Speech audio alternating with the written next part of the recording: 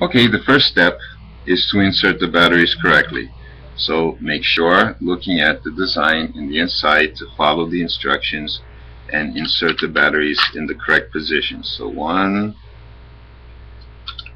2, and the third one with the positive pole to this side. Okay. Close the little box and tighten the screw without too much pressure. Okay. The same process on the motor. Over here, we will simply insert a AAA battery once again into the cavity.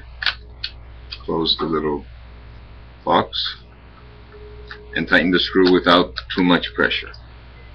Okay, once we have this going, what sometimes happens because of the transportation process and an exposure to radiation is that the pairing between the remote control and the nod, or the main mechanism, is lost.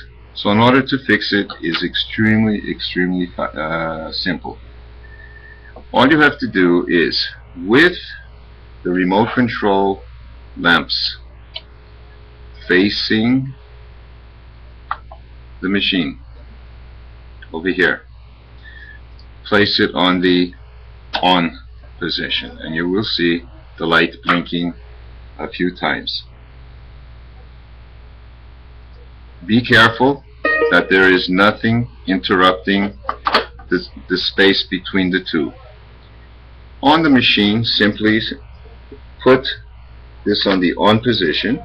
If you'll notice that there's a light, immediately in 4 seconds hold the drive button for 4 seconds.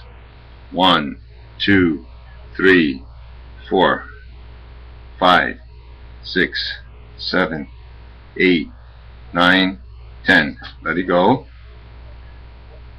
You will see the red light blinking, and eventually it will hit a certain rhythm.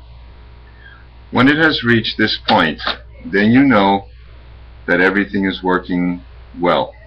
All you need to do now is take your button and press it. You'll see that the machine will work this way, as well as this part, which controls the tail,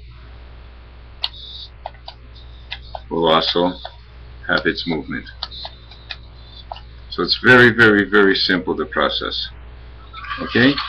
The big trick is that once you have turned the remote control on, and once you have turned this key on, you have 4 seconds, only 4 seconds, to immediately hold the dive button downward for 10 seconds approximately.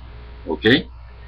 Then you let it go, and once you see the light blinking continuously like this, okay, then you know that the pairing of the two has been accomplished.